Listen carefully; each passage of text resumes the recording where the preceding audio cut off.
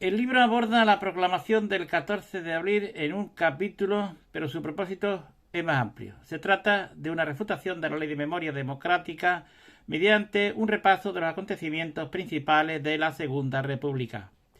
Desde su inicio, el régimen desmintió en la práctica sus principios de Estado democrático y de derecho, bien desde sus principales actores políticos, bien desde sus propias instituciones.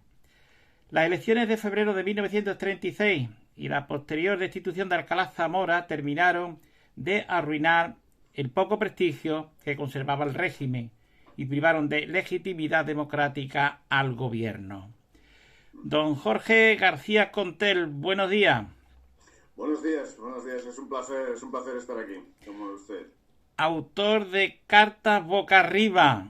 ¿La Sí, proclamación de la República fue declarada de forma ilegal? sí. Ese es el comienzo de mi libro. En realidad, la proclamación de la Segunda República fue una irregularidad mayúscula porque, bueno, todos hemos leído, sabemos, hemos escuchado que la Segunda República vino como consecuencia de las elecciones del 14 de abril, pero es que las elecciones del 14 de abril eran unas simples elecciones municipales. No es suficiente con que unas instituciones sean elegidas democráticamente, sino que han sido elegidas para una finalidad concreta. Y las elecciones del 12 de abril, mejor dicho, las del 12 de abril, su finalidad era simplemente renovar los ayuntamientos de España. En ningún caso estaba previsto que llevaran a cabo un cambio de régimen, como así fue. Se juntaron dos circunstancias. Por un lado, el desfondamiento moral de la clase política monárquica y, por otro lado, el impulso abiertamente revolucionario de las fuerzas políticas republicanas. Yo en el libro comparo los sucesos del 14 de abril con la marcha sobre Roma que llevó a Mussolini a instalarse en el poder. El signo político en ambos acontecimientos es distinto, pero el procedimiento es igualmente irregular, igualmente revolucionario, igualmente ilegal. ¿Es cierto que a día de hoy aún no se conocen los datos reales de los resultados de las elecciones? De las elecciones de 1936, Sí, del 31, ¿de sí, qué del elecciones? 31, del 31, del 12 de abril del 31, cuando se proclamó la República. No, sí que se conocen puede haber algunas dudas en algunos municipios, pero sí que se conocen los resultados.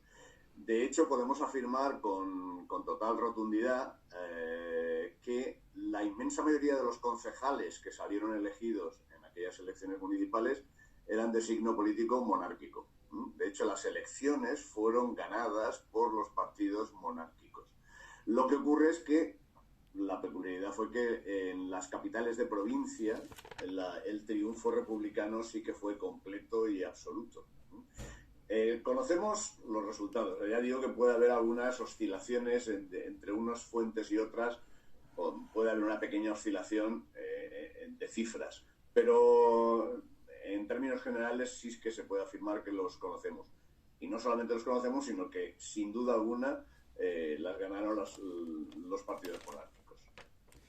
En Sevilla no, le puedo asegurar que en Sevilla se perdieron actas, después otras actas no estaban completas, no se sabía ni de qué partido pertenecían, Uh -huh. en fin, le puedo pasar datos sobre Sevilla. Bueno, Había un artículo, el 29, por el cual si alguien protestaba, aunque no hubiera prueba, se repetían las elecciones. Y se dio la circunstancia de que al repetirse en lugares donde había ganado los monárquicos y liberales, después ganaron por mayoría absoluta a los republicanos. ¿Es uh cierto? -huh. Sí, es cierto, pero a ver, efectivamente este fenómeno se da, pero también es muy comprensible. Ya digo que a partir de ese 14 de abril lo que se produce es un desfondamiento moral de los monárquicos en España. Entonces, a mí personalmente no me llama la atención que al repetirse las elecciones el signo político dé un vuelco. no me parece tan extraño. Creo que la historia política de la Segunda República está llena por completo de irregularidades notables, notabilísimas. En el libro, en Cartas Boca Arriba, hago un repaso a las principales de ellas. Y bueno, no necesariamente tienen por qué ser una de estas irregularidades el cambio de signo en los municipios donde hubo que repetir los comicios. ¿Cree usted que el comportamiento del rey fue correcto de salir huyendo sin haberse declarado ni siquiera oficialmente la República? Porque cuando se fue el rey fue porque salieron a la calle gritando viva la República, pero no había unos resultados. Y además, como usted bien ha dicho, no eran unas elecciones generales, ni tampoco un plebiscito, eran elecciones municipales. Correcto, sí. Vamos a ver, Alfonso XIII siempre dijo, lo dijo en su manifiesto de despedida de los españoles y posteriormente lo sostuvo de esta forma, que su propósito fue evitar un derramamiento de sangre. Bueno, lo bien cierto es que el derramamiento de sangre acabó llegando, ¿no? Con lo cual, en principio podríamos decir que el gesto de Alfonso XIII de abandonar el trono y salir de España, en principio fue inútil, ¿no? Porque lo que él decía que quería impedir acabó sucediendo igualmente.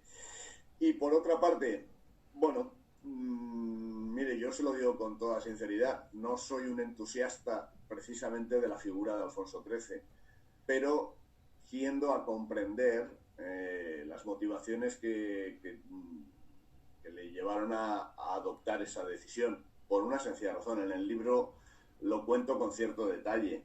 El día 14 de abril hubo una reunión importantísima, crucial, entre el presidente del llamado Comité Revolucionario, Niceto Alcalá Zamora, y un representante personal de Alfonso XIII, el conde de Romanones. Romanones planteó a Alcalá Zamora, es decir, a las fuerzas republicanas, celebrar unas nuevas elecciones, estas de carácter parlamentario y constituyente. De modo que si tenía que producirse un cambio de régimen, se produjera dentro de los cauces normales en democracia. Y la respuesta de Niceto Alcalá Zamora, como presidente de aquel comité revolucionario, fue tajante. Alfonso XIII debía abandonar inmediatamente España o el comité revolucionario no se hacía responsable de la seguridad de la familia real. Esto, evidentemente, es una amenaza en toda regla. Y tiendo a comprender que Alfonso XIII, se resignara a lo que parecía inevitable, dado el cariz que empezaban a tomar los acontecimientos. Creo comprenderlo. Visto los antecedentes de los socialistas y comunistas, ¿usted cree que la historia puede repetirse? Yo no conozco el futuro, no sé si puede repetirse.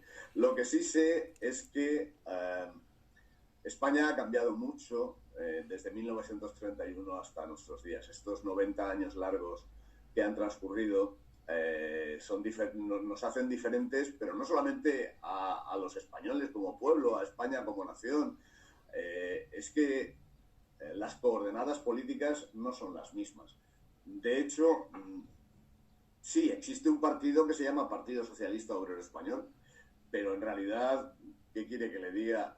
Pedro Sánchez tiene poco que ver políticamente con Largo Caballero. Por ejemplo, yo veo más a Pedro Sánchez sumiso ante George Soros y ante el signo globalista de estos tiempos en los que vivimos, que partidario de la dictadura del proletariado, como era el PSOE de aquella época y concretamente Francisco Largo Caballero. Si usted me dice, ¿y Podemos de hoy es lo mismo que el Partido Comunista de España de los años 30? Pues creo que no, que creo que tampoco son lo mismo. las cosas son muy diferentes. No creo que podamos hacer un paralelismo tan fácil. Y sobre la pregunta concreta, y si esto puede repetirse, estos acontecimientos pueden repetirse, no lo sé, pero tiendo a pensar que no, porque hoy la historia discurre por otros cauces. No sé si mejores, pero desde luego otros distintos. Bien, pues ya para terminar, ¿desea añadir algo más para aquellas personas que se hayan interesado por su disertación y quieran adquirir su libro? Sí, bueno, vamos a ver. El libro, Cartas boca arriba, en definitiva, debe entenderse no como un ensayo histórico. Yo soy jurista, no soy historiador, pero el que no sea un libro histórico no quiere decir que sea un libro que carezca de interés político. El libro lo que pretende ser es una refutación, como ha dicho usted, de la Ley de Memoria Democrática. La Ley de Memoria Democrática lo que hace es blanquear aquel proceso histórico de la Segunda República y colocar al actual gobierno, digamos, de coalición progresista, como se llaman ellos, en el bando de los oficialmente buenos, y marginar políticamente a quien no esté en ese bando de los oficialmente buenos. Yo lo que hago es demostrar que eso es, primero, una falsedad histórica, aquello no fue un periodo democrático, y que en cualquier caso cada uno es libre de creerse las ensoñaciones o las imaginaciones que pueda concebir, pero no puede lícitamente imponer esas ensoñaciones como canon de verdad histórica, que es lo que pretende la Ley de Memoria Democrática. Don Jorge García Contel, muchas gracias por haberme atendido y un fuerte abrazo. Gracias a usted, ha sido un placer.